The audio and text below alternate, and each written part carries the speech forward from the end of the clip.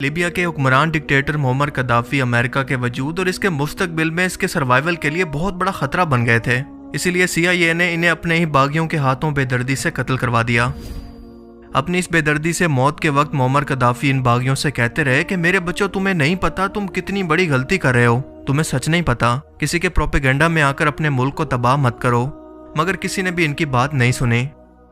Gaddafi نے اپنی ایک تاریخی تقریر کے اندر دنیا کو آگاہ کیا تھا کہ اب وقت آ گیا ہے کہ ہم سب مسلمان حکمران اکٹھے ہو جائیں، ورنہ عراق، شام، فلسطین، افغانستان کے بعد ایک ایک کر کے ہماری باری آنے والی ہے، اور دشمن ہمیں ڈیوائیڈ اینڈ رول کے ذریعے تباہ کرنا چاہتا ہے، یعنی مسلمانوں کے اتحاد کو توڑ کر ایک ایک کو تباہ کرے۔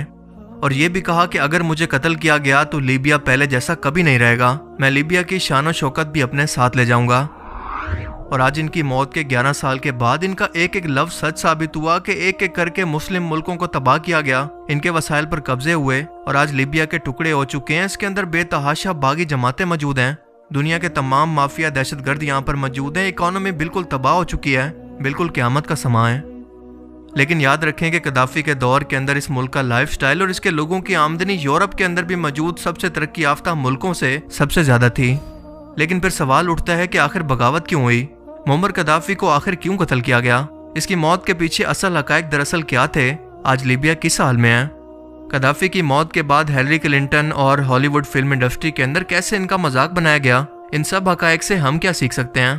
تاریخ کے ایسے حقائق جو کہ آج تک آپ سے چھپائے گئے، آج کی اس ویڈیو میں ہم اسی بارے میں جاننے والے ہیں۔ 2011 میں CBS چینل کو انٹرویو دیتے ہوئے US secretary of state Hillary Clinton کا معمر قذافی کی موت پر کہنا تھا کہ ہم آئے، ہم نے اسے دیکھا اور وہ مر گیا، اور اس کے بعد ایک کہکا لگا کر اس کی موت کا مذاق بنایا۔ ہیلری کلنٹن کے یہ الفاظ قذافی کو نیٹو اور اس کے ساتھیوں کی مدد سے اپنے ہی برین واش باغی لوگوں کے ہاتھوں ایک سازش کے ذریعے بے دردی اور شرمناک طریقے سے 20 اکتوبر 2011 کو ذلیل و رسوا کر کے قتل کرنے کے بعد کے تھے۔ ذلیل و رسوا کا لفظ میں نے اس لیے استعمال کیا کیونکہ پہلے ان لوگوں نے معمر قذافی کو 5 گولیاں ان کی پیشاب والی جگہ پر ماری۔ جب ان کے اندر سے بلیڈنگ شروع ہوئی تو ان کے کپڑے پھاڑ کر لاتوں اور مکوں سے انہیں مارا گیا، جس کے بعد ان کے سر اور پیٹ کے اندر گولیاں مار کر انہیں قتل کر دیا گیا۔ اس دوران اپنے چہرے سے خون صاف کرتے ہوئے وہ بس یہی کہہ رہے تھے کہ خدا اس ظلم کی اجازت نہیں دیتا۔ میرے بچوں، آپ نہیں جانتے کہ کیا صحیح ہے اور کیا غلط۔ لیکن وقت نے یہ ثابت کر دیا کہ ان کی موت کے بعد لیبیا آج ایک جہنم سے بھی بدترین جگہ بن چکی ہے، لیکن معمر قذافی کے 42 سالہ دور کے اندر یہ دنیا کی کسی جنت سے کم نہیں تھی، اور اس کی وجہ کہ اس ٹائم میں لیبیا کے اندر تعلیم، صحت، بجلی، گیس اور پانی بالکل مفت تھے۔ جی ہاں، آپ نے صحیح سنا، کسی کے گھر میں کبھی اس کا کوئی بل نہیں آیا۔ آج بھی آپ کسی ایک ترقی یافتہ ملک کی بھی مثال نہیں دے سکتے کہ جہاں پر یہ تمام بنیادی ضروریات مفت ہوں اور لوگوں کا لائف سٹائل اتنا ہائی ہو۔ اس کے علاوہ لیبیا میں سیلری اور بزنس ٹیکس فری تھے۔ لیبیا کا سٹینڈرڈ آف لیونگ پورے افریقہ میں سب سے ہائیسٹ تھا، اور یہ ملک تیزی سے ترقی کر کے دنیا کی سب سے مضبوط معیشت بننے جا رہا تھا۔ لیبیا میں اگر کوئی شخص ایگریکلچر یا فارمنگ کو پیشہ بنانا چاہتا تو اسے زمین، گھر، اکوپمنٹ، لائف سٹاک، کھاد، سب کچھ حکومت مفت میں دیتی۔ یہاں کوئی بھی شخص بے گھر نہیں تھا، کیونکہ لیبیا میں ہر شخص کے پاس اپنا ذاتی گھر ہونا ایک بنیادی ضرورت مانا جاتا، جس کے اندر حکومت ان کی مدد کرتی۔ کسی بھی اسٹوڈنٹ کو جاب نہ ملنے تک حکومت اسے سیلری دینے کی پابند تھی۔ قذافی کے دور میں لیبیا کا لٹریسی ریٹ یعنی پڑھے لکھے لوگوں کی تعداد 10% سے بڑھ کر 88% تک جا پہنچی تھی۔ شادی کے وقت ہر کپل کو $50,000 اور ڈیلیوری کے وقت ماں اور بچے کو $5,000 حکومت ادا کرنے کی پابند تھی۔ نئی گاڑی خریدنی ہے تو اس کی آدھی پیمنٹ حکومت کرتی۔ قذافی نے بینکس اور آئل کو نیشنلائز کر دیا تھا، جس کی وجہ سے بینک لون انٹرسٹ 0% تھا، اور پیٹرول تو پانی سے بھی سستا تھا۔ کین یو امیجن کہ لیبیا کے آئل کی فروخت کا کچھ حصہ ہر شہری کے اکاؤنٹ کے اندر ڈائریکٹ حکومت بھیجا کرتی۔ میگا نیشنل الیکٹرک گریڈ حکومت نے بنایا جو کہ پورے لیبیا کو مفت میں بجلی فراہم کرتا۔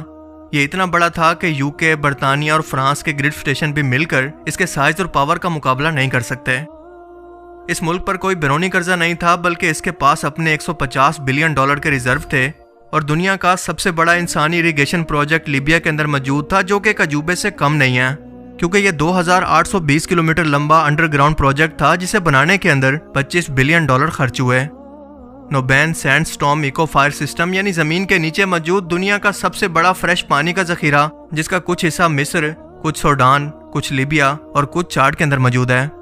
یہ آئس ایج کے زمانے کا موجود زیر زمین سب سے فریش پانی ہے، جو کہ کئی ہزار سالوں سے یہاں پر موجود ہے، इसका जितना हिस्सा सिर्फ मिस्र के अंदर जमीन के नीचे मौजूद है वो इतना ज्यादा है जितना दरियाए नील ने 500 सालों के अंदर इतना पानी नहीं बहाया।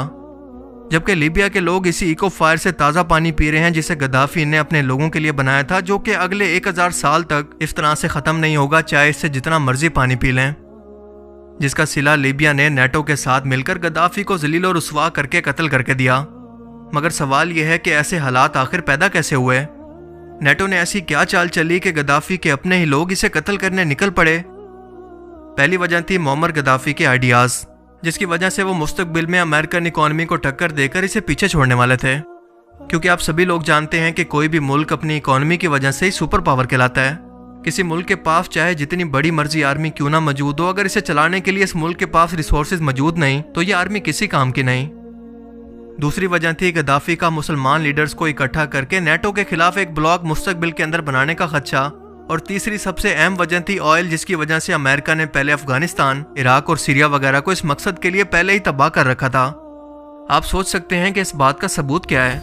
इसका सबसे बड़ा सबूत है हिलरी क्लिंटन की ईमेल्स लीक, जिनमें साफ जाहिर था कि फ्रांस और अमेरिका ने साजिश के जरिए लीबिया को तबाह करने के लिए जानबूझकर साजिश के जरिए गद्दाफी पर हमला करवाया, और इसमें यूएई और कतर भी शामिल थे। इसके अलावा एक और सबसे अहम तरीन वजह जो कि लीबिया पर अटैक की वजह बनी वो ये थी कि लीबिया क्योंकि अफ्रीकन कॉन्टिनेंट के अंदर आता है और लीबिया के पास 143 टन गोल्ड रिजर्व मौजूद थे, तो इसका मुस्तकबिल में इरादा था कि वो पूरे अफ्रीका के अंदर अपनी एक गोल्ड दिनार की करेंसी को लॉन्च करे, जिसके बाद ये पूरे अफ्रीका के अंदर अपनी खुद की गोल्ड करेंसी यानी गोल्ड दिनार के अंदर ऑयल की ट्रेड करता।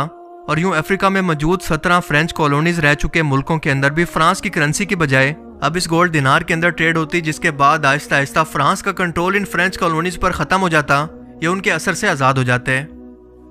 इसके साथ साथ गद्दाफी ने यह बहुत बड़ा फैसला भी कर लिया था कि पूरी दुनिया के अंदर क्रूड ऑयल जो कि यूएस डॉलर के अंदर बेचा जा रहा है, अब हम इसे यूरो, रशियन करेंसी रूबल और रुपए में भी बेचेंगे। और आप लोग जानते हैं कि अमेरिकन करेंसी के स्ट्रॉन्ग होने की सबसे अहम वजह यह भी है कि ऑयल ट्रेड या बाकी इंटरनेशनल ट्रेड जो कि अमेरिकन डॉलर्स के अंदर होती है, इसकी वजह से अमेरिकन डॉलर की डिमांड बढ़ती है, जिसके बाद इसकी वैल्यू ऑटोमेटिकली बढ़ जाती है। लेकिन गद्दाफी का यह फैसला सीधा सीधा अमेरिकन करेंसी की मौत था। इसके अलावा लीबिया ने अमेरिका के राइवल मुल्क मसलन चाइना, रशिया और इंडिया से इनकी अपनी करेंसी के अंदर अरबों डॉलर की ऑयल की डील की थी। इस फैसले से अमेरिकन डॉलर की डिमांड कम होकर IMF और वर्ल्ड बैंक का कंट्रोल भी इन मुल्कों पर खत्म हो जाता, जिन दो बड़े इदारों से अमेरिका पूरी दुनिया के मुल्कों की इकोनॉमी पर डायरेक्टली ना सिर्फ असर अंदाज होता है बल्कि इनको अपनी शराइत के नीचे बांध कर रखता है। यानी अफ्रीकन मुल्कों को वर्ल्ड बैंक के कर्जों से या ट्रैप से हमेशा के लिए आज़ाद कर दिया जाता, जिसका मतलब कि अमेरिका का सिर्फ लीबिया पर नहीं बल्कि पूरे अफ्रीका पर कंट्रोल मुस्तकबिल के अंदर ख़त्म होने वाला था। लिहाजा ये बात तो बिल्कुल साफ है कि अगर अमेरिका इस वक्त कोई एक्शन ना लेता तो ये बाकी मुल्कों के लिए एक ट्रेंड सेट होता, और वो भी एक के बाद एक बिल्कुल ऐसा ही करते जो कि इनका हक भी है। मगर ये अमेरिका के मफाद में नहीं था कि इसका कंट्रोल बाकी दुनिया के ममालिक पर ख़त्म हो जाए, क्योंकि इसी एक वजह से तो वो बाकी दुनिया के ममालिक पर जब चाहे सैंक्शंस या पाबंदियां लगा देता है। और ये रेवोल्यूशनरी आइडियाज़ मुअम्मर गद्दाफी की मौत की असल वजह बने, जो कि इसके अपने लोगों के मफाद में थे। इसके अलावा एक अहम तरीन वजह यह भी थी कि नेटो ममालिक को अपने मुल्क के अंदर कॉलोनीज ना बनाने देना, क्योंकि गद्दाफी को अमेरिकन और इसके इत्तेहादियों की मदाखलत अपने मुल्क के अंदर बिल्कुल बर्दाश्त नहीं थी। इनसे पहले इदरीस अल-सनसुई लीबिया का हुक्मरान था, जो कि एक मुकम्मल वेस्टर्न पपेट था। इसने नेटो के कई बेस लीबिया के अंदर बनाए थे, जिनके अंदर 5 इटालियन बेस सबसे अहम थे, और गद्दाफी ने आते ही इन सब अहम तरीन बेसिस को ख़त्म कर दिया। इसके अलावा आप जानते हैं कि लीबिया के अंदर क्योंकि ऑयल के बहुत ज़्यादा ज़खायर मौजूद हैं, और जब गद्दाफी ने इसे नेशनलाइज कर दिया तो इसका मतलब ये था कि कोई भी बाहर की कंपनी लीबिया में आकर ऑयल नहीं निकाल सकती और ना इसे कंट्रोल कर सकती है। लेकिन अमेरिका, फ्रांस, बरतानिया और कतर को अपनी ज़रूरियात के लिए यह ऑयल हर सूरत में चाहिए था। अगली वजह यह थी कि गद्दाफी वेस्ट को ललकारा करते थे कि इनके किसी कानून को ना मानते, और कई बार इंटरनेशनल मौकों पर इनकी पॉलिसीज़ पर क्रिटिसिज्म भी किया, क्योंकि इनका मानना था कि लीबिया का अपने रिसोर्सेज पर मुकम्मल इख्तियार है कि इसे जैसे मर्जी इस्तेमाल करें, कोई इसे डिक्टेशन या हिदायत बिल्कुल ना दे। गद्दाफी को अपने फॉरेन अफेयर्स के अंदर भी किसी तरह की बैरूनी मदाखलत बर्दाश्त नहीं थी, और इन पॉलिसीज की वजह से वेस्ट को बहुत ज़्यादा नुकसान हो रहा था। लिहाजा ये इसे कितनी देर बर्दाश्त करते, इनकी आंखों में ये शख्स कांटे की तरह चुभने लगा था। लिहाजा गद्दाफी का जाना तय हो गया, मगर जंग से नहीं बल्कि साजिश से। दरअसल हुआ कुछ यूं कि 2010 के आगाज के अंदर इकोनॉमिकल इंस्टेबिलिटी के चलते अफ्रीका के मुल्क तुनिसिया के अंदर गवर्नमेंट के खिलाफ पीसफुल मुजाहरे शुरू हुए, जो कि बढ़ते बढ़ते इजिप्ट, सीरिया, बहरीन और यमन तक जा पहुंचे। और वेस्टर्न मीडिया ने इसे हथियार के तौर पर इस्तेमाल करने का फैसला किया और इन मुजाहरों को अरब अपराइजिंग का नाम दिया।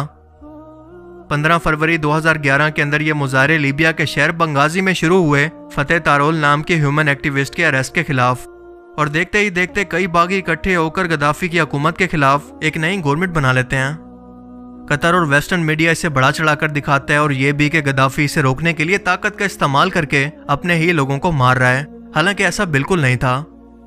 पर वेस्ट को इससे अच्छा मौका नहीं मिलने वाला था और इसी बहाने को सामने रखकर यूनाइटेड नेशन ने 17 मार्च 2011 को 1973 की रेजोल्यूशन के तहत नेटो और इसके तादियों को लीबिया में हमला करने की इजाजत दे दी कि लीबिया के लोगों को गद्दाफी से बचाएं। हालांकि इस रेजोल्यूशन की वोटिंग के अंदर इंडिया, चाइना, रशिया, ब्राजील और जर्मनी ने वोट डालने से मना कर दिया था कि हमें इसके सबूत नहीं मिले।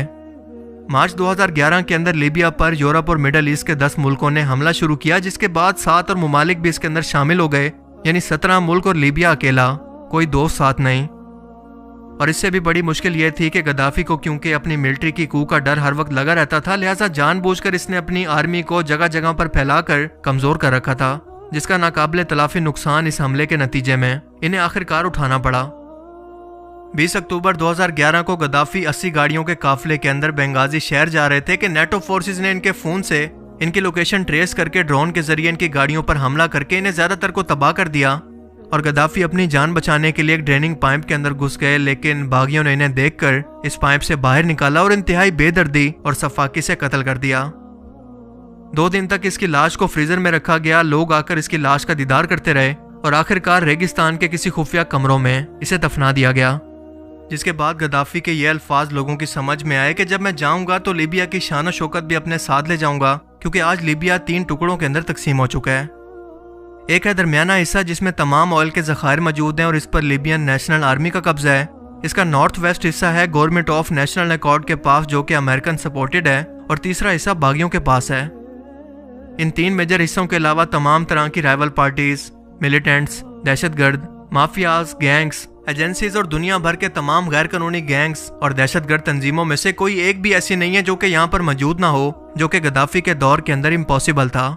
यहाँ पर हर कोई किसी न किसी से लड़ रहा है, सब आपस में लड़ रहे हैं लीबिया के ऑयल के लिए। लीबिया पर नेटो ने जंग मुसल्लत की थी लीबिया के लोगों को गद्दाफी से बचाने के लिए, लेकिन इस वक्त जब इस मुल्क के लोग एक दूसरे से ऑयल पर कब्जा करने के लिए लड़ रहे हैं, इस बात से यूनाइटेड नेशन को कोई मसला नहीं, ना ही नेटो फोर्सेस को, क्योंकि उनका मकसद तो पूरा हो गया। इस वक्त लीबिया के अंदर करप्शन, तबाही, बेरोजगारी, क्राइम, कत्ल हर जगह पर बस यही नजर आता है। इनका हाल पूछने वाला दुनिया में कोई नहीं। लीबिया के लोग आज भी इन लोगों के मुंतजिर हैं जो कि इन्हें गद्दाफी से बचाने के लिए और एक अच्छा मुस्तकबिल देने आए थे।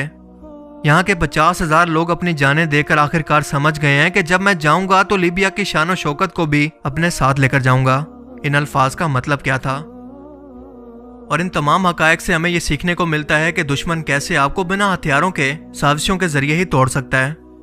अगर कोई मुखलिस लीडर आपके मुल्क की तकदीर को बदलना चाहता है तो अवाम की सपोर्ट के बगैर वो कुछ भी नहीं है। अवाम को अपने हकूक व फराइज को समझना पड़ेगा। और इस इंटरनेशनल लेवल के प्रोपेगेंडा को भी, क्योंकि गद्दाफी की मौत के कई साल बाद भी हॉलीवुड इनकी तब्दील करवाने के लिए कई तरह की मूवीज और डॉक्यूमेंट्रीज इन पर बना चुका है ताकि सच दुनिया के सामने कभी ना आ सके। पर हक और सच की खासियत यही है कि आज नहीं तो कल वो सामने आकर ही रहता है। बाकी आप इस बारे में क्या सोचते हैं, अपनी कीमती राय का इजहार कमेंट सेक्शन में जरूर करें। अब मैं मिलूंगा आपसे एक ऐसी ही नई इंटरेस्टिंग वीडियो में।